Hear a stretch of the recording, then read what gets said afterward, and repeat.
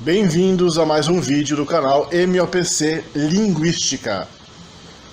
No nosso vídeo de hoje nós vamos discorrer sobre as línguas germânicas, que formam um ramo muito importante na família indo-europeia e inclui línguas que estão entre as mais importantes do mundo, como o alemão, o holandês, o sueco, o dinamarquês, o norueguês, o yiddish, o islandês, o holandês sul-africano e, claro, a língua mundial, a língua humanesa, que é o inglês.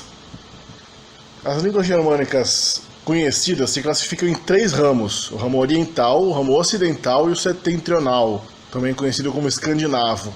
Do ramo oriental só se conhece mais ou menos bem a língua gótica, que é a língua dos visigodos e ostrogodos, tribos germânicas que foram conhecidas por terem invadido boa parte da Europa no final do Império Romano, começo da Idade Média, se converteram para o cristianismo e traduziram a Bíblia para o gótico. Então a primeira língua germânica que a gente tem evidência abundante da existência. A gente tem a Bíblia traduzida para o idioma gótico, então a gente conhece esse idioma com bastante detalhe. Outras línguas do ramo oriental que se sabe ter existido eram burgundiano, que só se conhece por algumas poucas palavras, e a língua dos vândalos, que se tornaram extintas antes até do gótico.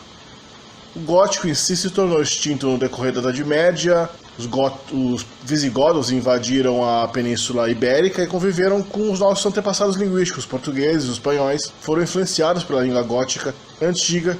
E na Idade Média ainda havia alguns falantes, eventualmente eles se fundiram com a população latina e viraram nossos antepassados, sem antes legar uma série de palavras germânicas para as línguas latinas ibéricas. Os últimos falantes de góticos na Península Ibérica foram registrados no século VIII. Então, na Europa Oriental havia os góticos da Crimeia, essa península que hoje foi invadida pela Rússia, mas até pouco tempo atrás era da Ucrânia, e que foi ocupada por góticos da antiguidade. Esses góticos sobreviveram até o século XX, na verdade. Embora a língua gótica já tenha se extinguido vários séculos atrás. Algumas palavras góticas interessantes são barn, criança, blind, cego, sibun, que é sete, dags, dia, dauthus, morte, binden, passado band, amarrar, unir, ufar, que é sobre, acima de, hus, orazn, casa, wolves, lobo, bujan, comprar, tagl, cabelo, fingers, dedo, alva, rio, maithms, presente, waldufni, poder, ritubni, conhecimento. Aqui a gente vê a comparação da declinação no substantivo típico do gótico, comparado com o alemão moderno e com o islandês moderno. O ramo setentrional, ou ramo escandinavo das línguas germânicas, possui duas ramificações principais: uma ramificação das línguas escandinavas de leste, ou orientais, e uma das línguas escandinavas ocidentais, de oeste. As línguas escandinavas orientais, modernas, literárias, são o sueco e o dinamarquês. São de longe as línguas escandinavas mais importantes. Também inclui o norueguês bokmål, que é a língua mais importante da Noruega, que não passa de uma evolução local da língua dinamarquesa, que foi levada à Noruega quando a Noruega era colônia da Dinamarca. O ramo escandinavo ocidental inclui o norueguês nativo da Noruega, que é o Nynorsk, o islandês e o faroês, das línguas faroé. Essas últimas duas, o islandês e o faroês, são de longe as línguas escandinavas mais arcaicas, mais conservadoras. Na verdade, não só das línguas escandinavas, como de todas as línguas germânicas em vários aspectos.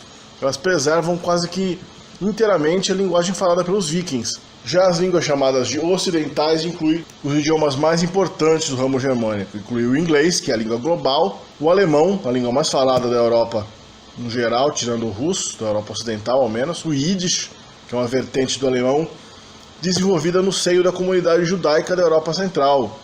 Os judeus que foram expulsos dos países mediterrâneos, da França, por várias perseguições, eventualmente acabaram se aglomerando na região que eventualmente virou a Alemanha. Eles se aglomeraram na Alemanha, que era muito tolerante em relação aos judeus por muitos séculos, e adotaram uma vertente do alemão como língua típica dos judeus, que até hoje é uma língua falada por muitos judeus no mundo, embora depois da Segunda Guerra Mundial os judeus tenham essencialmente desaparecido da Europa Central.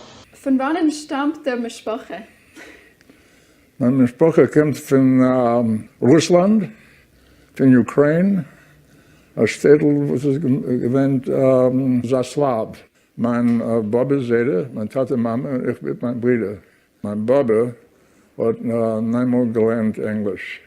Esse ramo ocidental também inclui diversas línguas germânicas que ainda persistem na Alemanha moderna, como o baixo saxão, o bávaro, as línguas francônicas, inclui o holandês, que é um falar do noroeste da região da Alemanha, que foi adotado como língua literária pelos holandeses e pelos belgas, sendo que na Bélgica se fala o dialeto chamado Vlaams, Flamengo. E também existe o distante holandês sul-africano, chamado de Afrikaans, que foi levado para a África do Sul no século XVI e XVII, quando a Holanda colonizou a chamada Colônia do Cabo, que virou a África do Sul moderna, e o holandês daquela região virou uma língua separada do holandês já. Mense soos ons wat in Amerika bly, ek het so 'n stash Afrikaanse literatuur of flieks wat ek elke nou en dan toe gaan. Het jy 'n stash wat jy wegsteek as jy huis? Of films? Ja, of Afrikaanse boeke, films. Ja, die ander dag het ek eintlik 'n bietjie vir my kinders gelees, Jock of the Bushveld. En ek het die hele ek dink nie dalk nie almal nie, maar ek het 5 of 6 van Al Debo se films. Ja, weet jy wie hy is? Jy's te jong. Jy's te jong. Ek weet.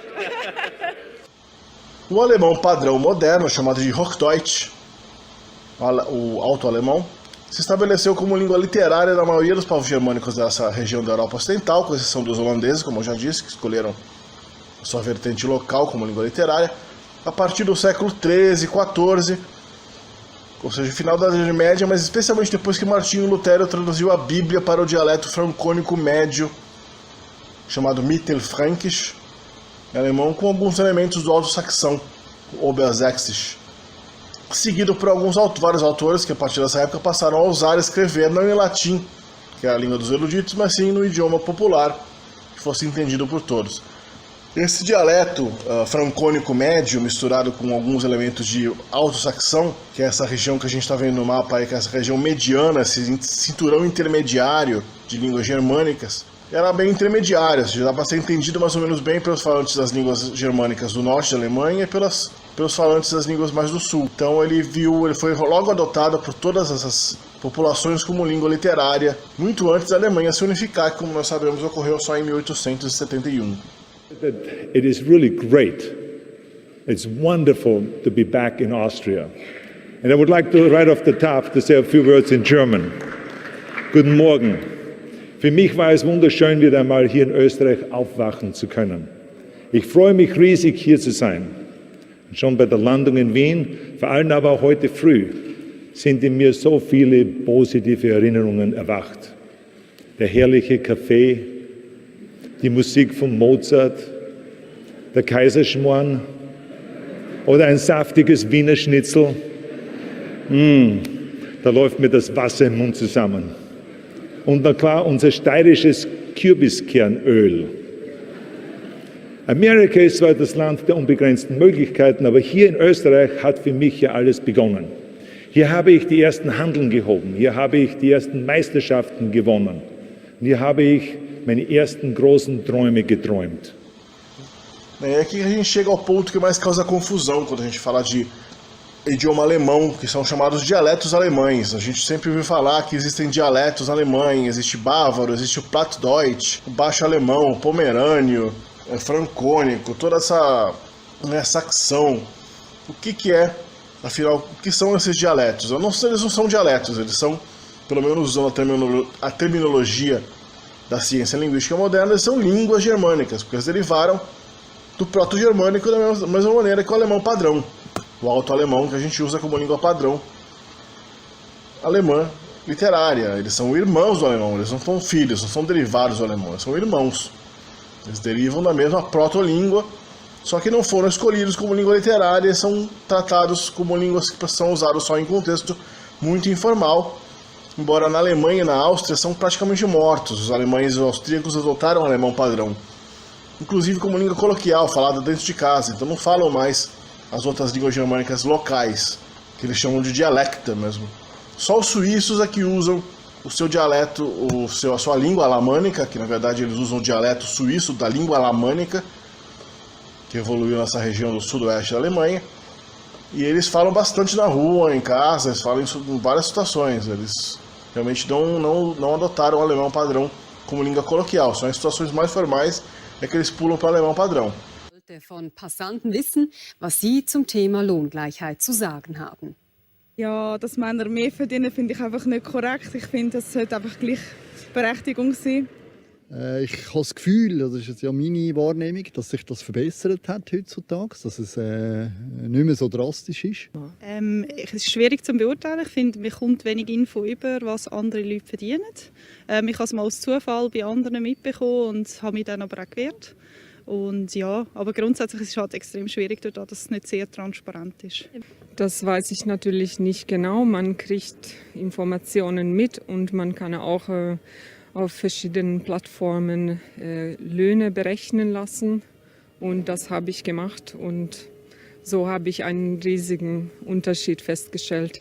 Bom, qual a diferença entre essas várias línguas locais? A gente vê que existe aí no mapa uma divisória que separa os dialetos baixo-alemães do norte da Alemanha dos dialetos alto-alemães do centro-sul da Alemanha, da Suíça e da Áustria. Então essa principal divisão, essa divisão logo abaixo de Berlim e um pouco acima de Dresden e Leipzig, que é divisão entre o baixo-alemão e o alto-alemão. O alemão padrão deriva do germânico alto-alemão evoluído nessa região da Saxônia, da Turíngia e da região de Frankfurt. O mais importante dialeto alto-alemão é o bávaro-austríaco, fora o alemão literário, é o bávaro-austríaco, que a gente vê aí no mapa, domina toda a Bavária, a região de Munique e toda a Áustria. Ich habe heute Brötchen zum Frühstück gegessen. Ich habe heute früher Semmel gegessen. Ich komme aus Münster. Ich komme aus Minga und bin da daheim. Ich verstehe dich nicht. Ich verstehe dich nicht. Ich komme aus Norddeutschland. Sie ist ein Preis. Können Sie mir helfen? Könnten Sie mir helfen? Das weiß ich jetzt nicht mehr. Das weiß ich jetzt für nimmer. Ich bin hier zu Hause. Ich bin da daheim. Ich freue mich, dass du heute da bist. Ich freue mich, dass du heute da bist. Heute ist ein schöner Tag. Heute ist ein schöner Tag. Seguido do alamânico, que já domina, é o vizinho, domina o sudoeste da Alemanha e a Suíça, onde ele é muito forte. Como eu já disse, 75% da população desse país são chamados suíços de fala alemã. Nessa região que vai de Nuremberg, norte da atual Bavária, até a Holanda, até a costa do Mar do Norte, passando por Frankfurt, que é na Renânia do Norte Westfália, Colônia, Düsseldorf, Koblenz, passando por Luxemburgo, a língua luxemburguesa, a gente tem os dialetos chamados francônicos. São muito variados entre si, são bastante antigos, se espalharam muito cedo, e cujo dialeto mais litorâneo, esse dialeto mais próximo de Roterdã, Amsterdã, se tornou nada mais nada menos que o holandês moderno. Ele foi escolhido pelos habitantes dos Países Baixos há muito tempo, como língua literária. A Bíblia foi traduzida na época da Reforma Protestante para o holandês naquela época, e é já uma língua literária completa e oficial. E é curioso notar também que os falares francônicos transcendem a linha entre o baixo e alto alemão. O holandês pertence ao grupo do baixo alemão, do norte. Já o médio francônico e o alto francônico pertencem ao tipo do baixo alemão do sul.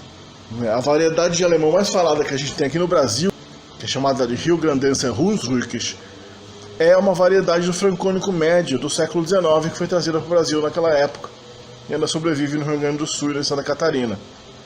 Wie oft sprechen Sie? Nicht viel. Ja. Weil daheim, wir haben zwei kleine Kinder und die wollen nicht lernen. Die können sprechen, aber die tun nicht gerne sprechen. Wir sprechen Deutsch mit unseren Kindern und Enkelkindern. Wir haben zwei Enkelkinder und die sprechen Deutsch so wie wir. Nur wenn man in der Familie immer das Deutsche spricht, behält sich das und wenn nicht, geht es verloren. Ja. O famoso Yiddish, que é a língua dos judeus da Europa Central, deriva de elementos francônicos com um pouco de bávaro e também muitos elementos do alemão padrão e, obviamente, palavras importadas do hebraico e algum outro termo também eslavo, polonês. Dentre os idiomas baixo-alemães, além do holandês, o mais vital hoje em dia, a maior utilização é o baixo-saxão, chamado em alemão de Niedersächsisch, ou Niedersächsisch, que é falado no noroeste da Alemanha, no estado de Niedersachsen, que é a Baixa Saxônia, e nessas regiões adjacentes, como na cidade portuária de Hamburgo e Bremerhaven. Wert der Muttersprache in den gesellschaftlichen Fokus setzen. Meine Muttersprache ist Plattdeutsch.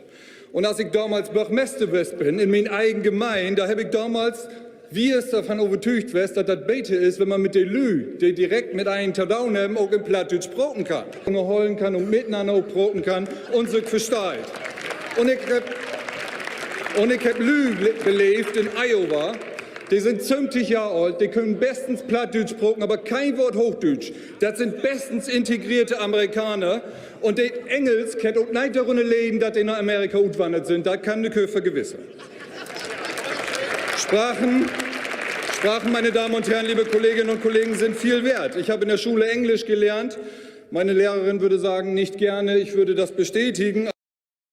O chamado pomerânio, que hoje sobrevive apenas no Brasil, apenas algumas pessoas mais idosas no Brasil falam. O pomerânio era uma vertente mais oriental desse antigo baixo alemão, que depois da Segunda Guerra Mundial, devido ao fato de que a Pomerânia tenha sido incorporada à Polônia, a Alemanha perdeu a Pomerânia Oriental, então os falantes de pomerânio eventualmente migraram todos para a Alemanha e na Europa essa língua se extinguiu. A gente só tem essa língua germânica, só existe no Brasil hoje. E quanto ao ramo inglês ou britânico das línguas germânicas, a gente tem uma história bastante à parte. O inglês vai ser abordado com detalhes em um vídeo futuro aqui no canal. Vou fazer vários vídeos sobre o inglês, história do inglês, devido à importância desse idioma. Mas por enquanto, aqui nesse vídeo de modo simplificado, eu posso dizer que o inglês é essencialmente um dialeto baixo-alemão em sua origem. O anglo-saxão, que deu origem ao inglês moderno, era um dos dialetos baixo-alemães, como a gente vai ver mais tarde no vídeo, que não sofreram as mutações características do alto-alemão, mas que sofreu duas grandes influências que o transformaram brutalmente desde que a Grã-Bretanha foi invadida por tribos germânicas no início da Idade Média. E lembrando que quando havia o Império Romano, quando os romanos entraram na ilha da Grã-Bretanha, não havia os ingleses ainda. Ali a ilha era habitada somente por celtas. As tribos germânicas que deram origem aos ingleses, aos anglo-saxões, invadiram a região só depois da queda do Império Romano. Essa primeira onda germânica, anglo-saxônica, vinda dos jutos e dos anglos do norte da Alemanha, deslocou as etnias célticas para regiões mais extremas da ilha. Então a gente tem o país de Gales, que fala o galês, a Escócia, que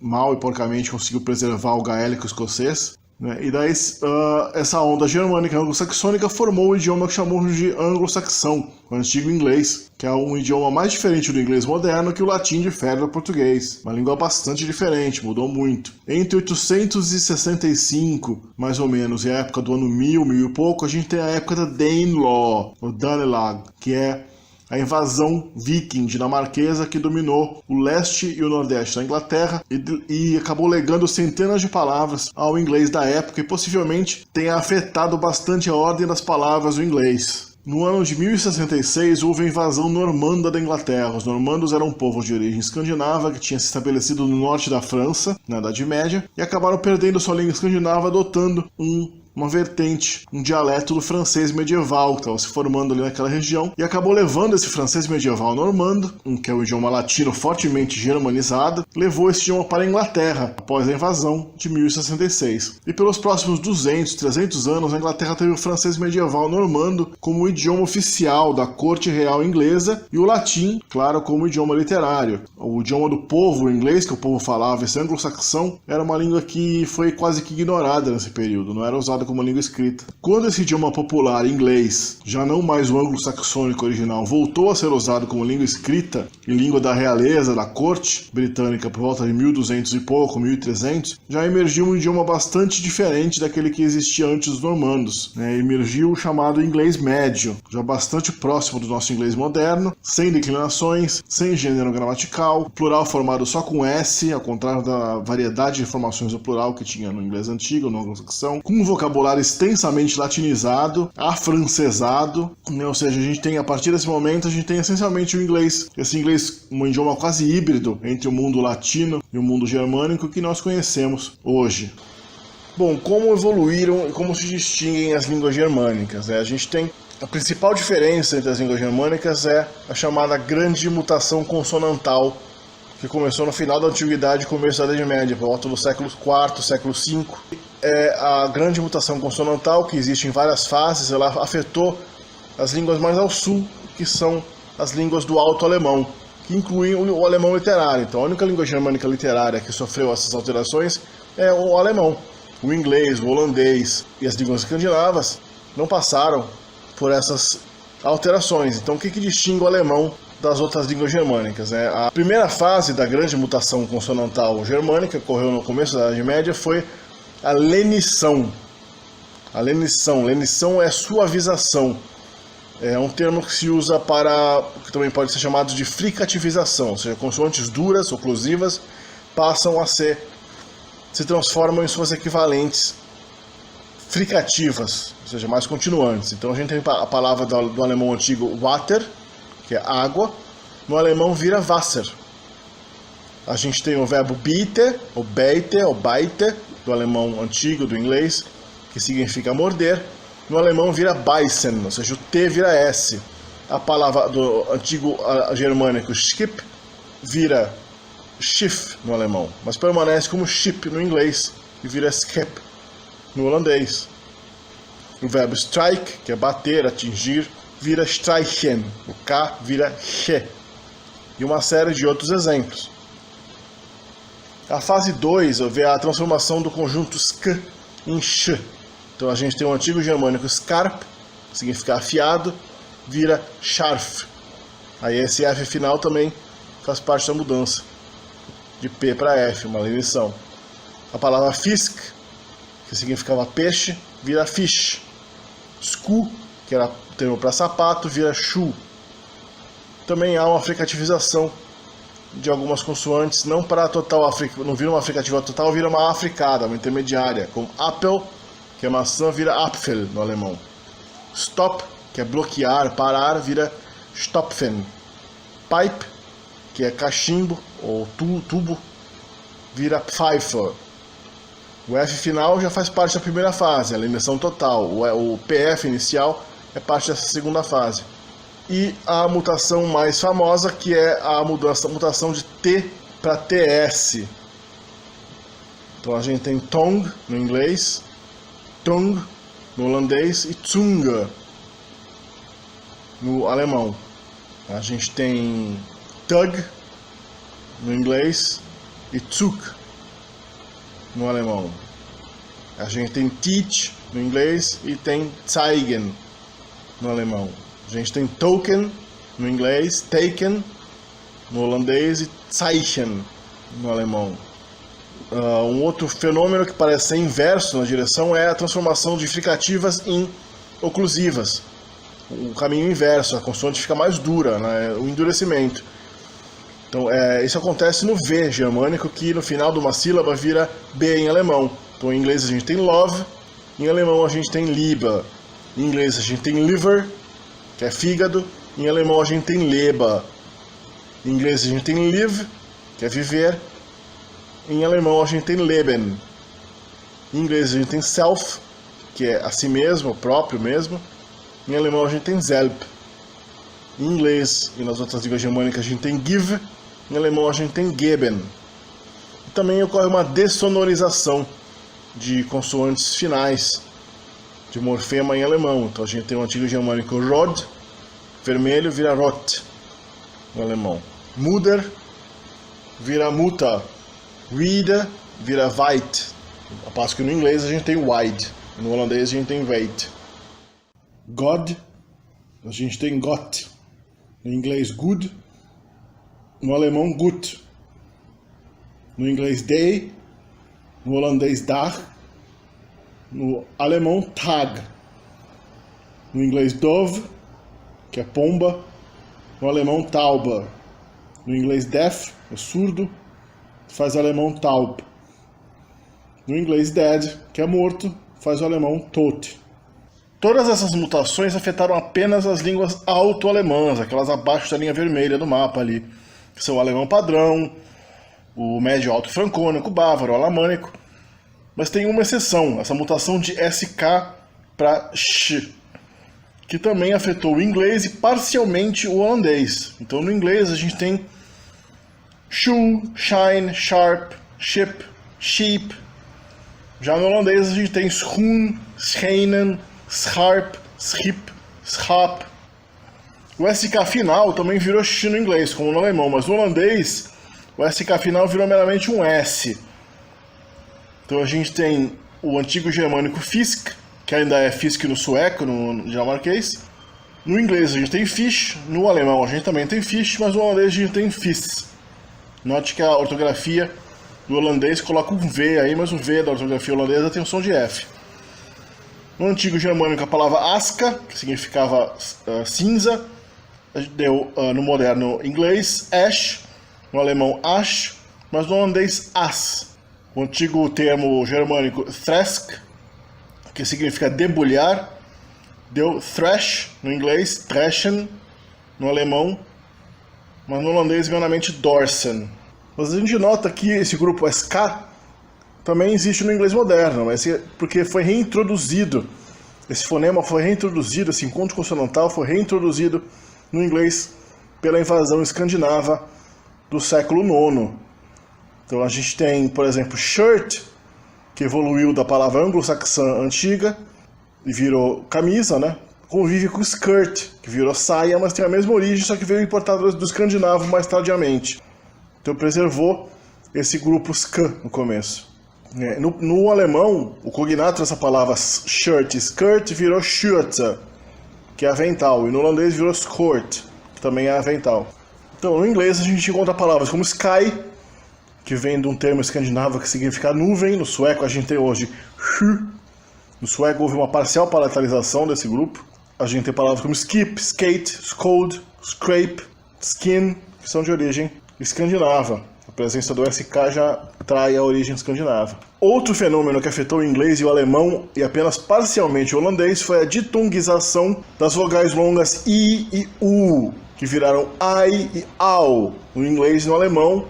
E no holandês houve uma ditongização um pouco mais suave para E e O. Então a gente tem, por exemplo, comparando o sueco, que não passou por isso, as línguas escandinavas que não passaram por isso, com as línguas ocidentais, a gente tem o sueco bita, que é morder.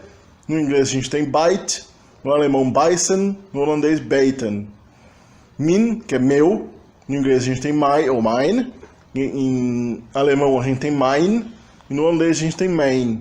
Vis, sábio, no sueco, no inglês a gente tem wise, no alemão a gente tem weise, no holandês a gente tem weis.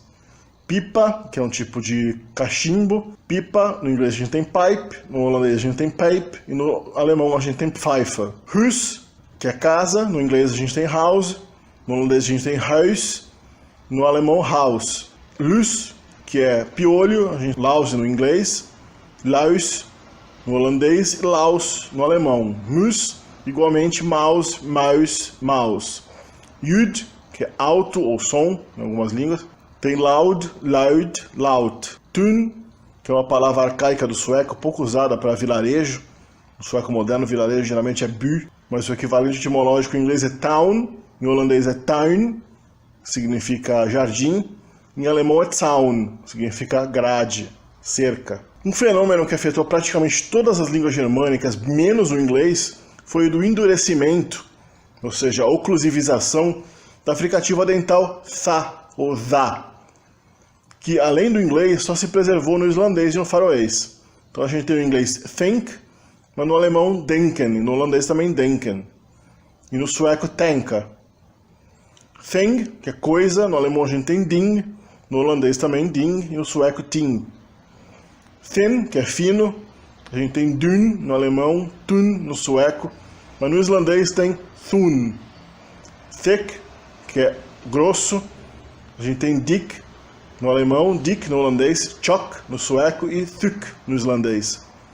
Through, que é através, da durch no alemão e door no holandês. Feather, que é pena, da alemão feder, holandês fair, sueco fjeder, islandês fjörður.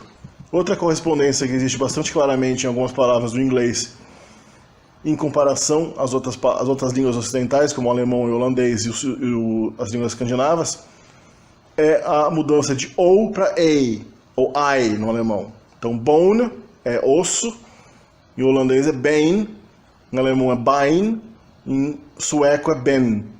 Stone, sten, stein, sten. Oak, que é carvalho, eik, eiche, ek. Home, heim, heim, hem. Alone, alane, align, alen. Goat, gate, geist, yet. Own, eigen, eiche, eien. Então a gente vê que a maioria das mudanças fonéticas, as mutações fonéticas, afetou apenas as línguas ocidentais germânicas, deixando as línguas escandinavas mais ou menos inalteradas, especialmente o escandinavo insular, que são o islandês e faroês. Quanto à gramática, as línguas germânicas são caracterizadas por uma simplificação muito grande da morfologia indo-europeia antiga. Todas as línguas germânicas modernas perderam a declinação, exceto o islandês faroês, e o alemão e algumas outras línguas regionais da Europa Central, como o bávaro, e o francônico e o Plattdeutsch, o baixo-saxão. A perda da declinação deve ter começado bem cedo, porque no gótico, como nós já vimos no começo do vídeo, havia apenas 4 casos: nominativo, acusativo, genitivo e dativo, em comparação com os 7 casos típicos indo-europeus. Supõe-se que o proto-germânico ainda tivesse mantido o instrumental separado, mas nas línguas germânicas conhecidas não existe mais esse caso. Uma das características mais marcantes das línguas germânicas modernas são as regras bem precisas, em alguns casos bastante exóticas, quanto à ordem das palavras. Dentre as línguas do mundo, só nas línguas germânicas se usa a inversão entre o sujeito e verbo para indicar interrogação, como a gente conhece no inglês, e também é o caso em todas as outras línguas germânicas. No holandês, no alemão e no anglo-saxão antigo, o inglês antigo, o verbo é jogado no final da frase quando a oração é subordinada. Então tem ainda que saber se a oração é uma oração principal e subordinada. Quando a oração é subordinada, você joga o verbo no final da oração, depois do objeto.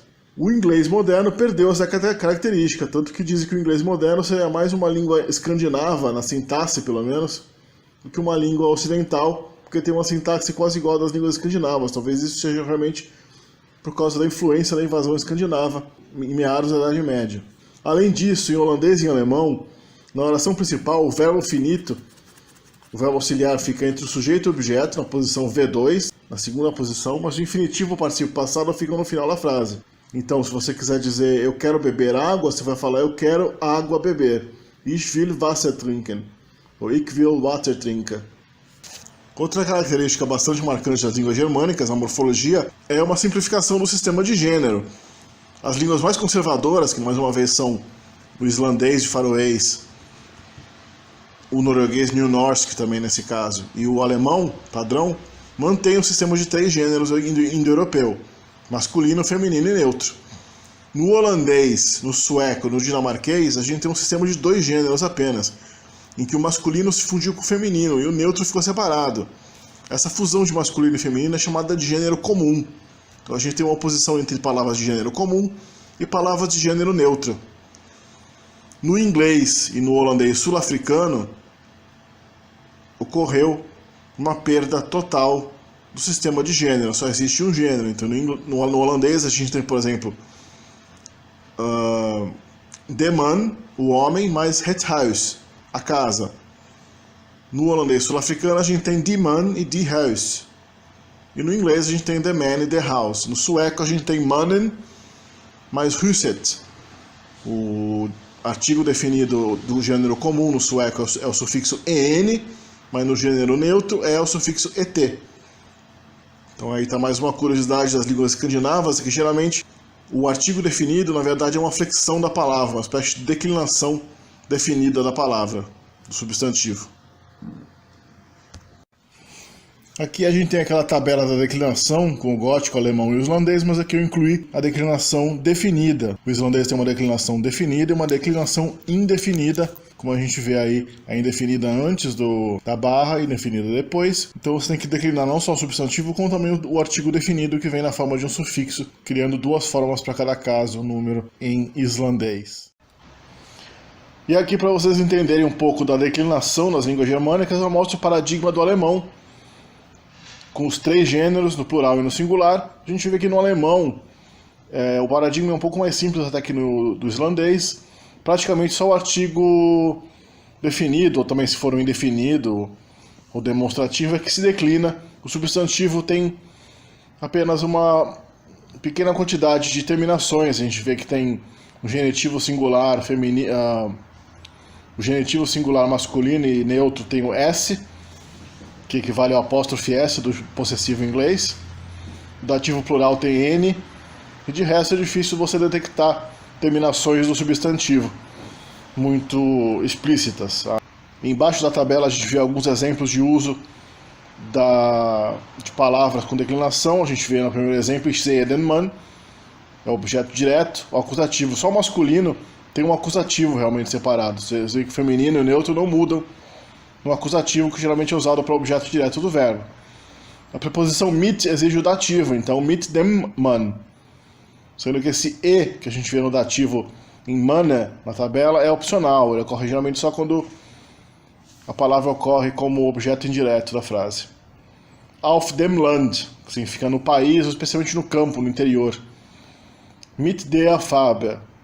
Né? Então, die Farbe, que é a cor, vira der Farbe com a preposição mit, que exige dativo.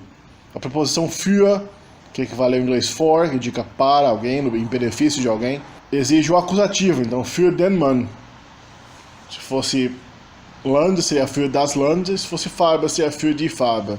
E aqui uma coisa muito interessante, que é a principal diferença na prática entre o inglês e as outras línguas germânicas, que é o vocabulário altamente latinizado do inglês. O inglês para formar palavras, o inglês para formar o seu vocabulário mais sofisticado, de palavras mais abstratas, mais intelectuais, ele tende a importar palavras diretamente das línguas latinas, ou até do grego.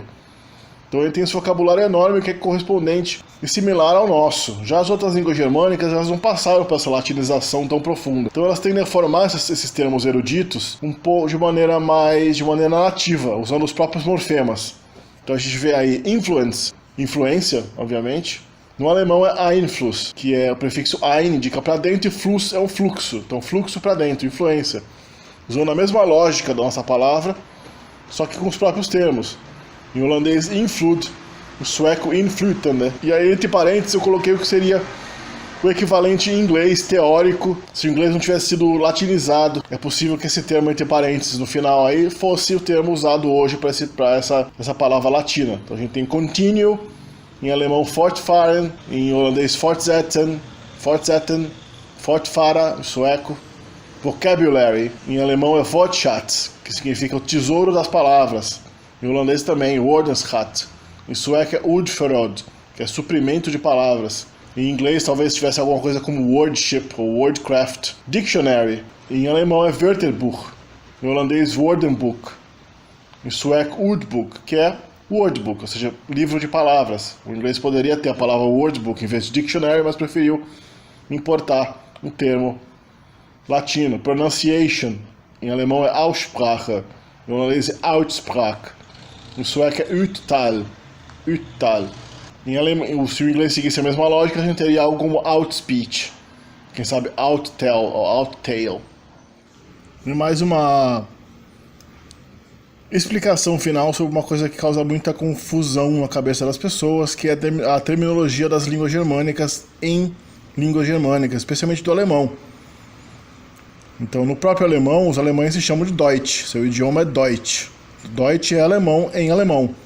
Da mesma maneira, os equivalentes em holandês e nas línguas escandinavas também são palavras usadas para os alemães. Então, os holandeses chamam os alemães de Duits, D-U-I-T-S, e os suecos, dinamarqueses e noruegueses chamam os alemães de Tysk. Então, Tysk é alemão e Deutsch é alemão.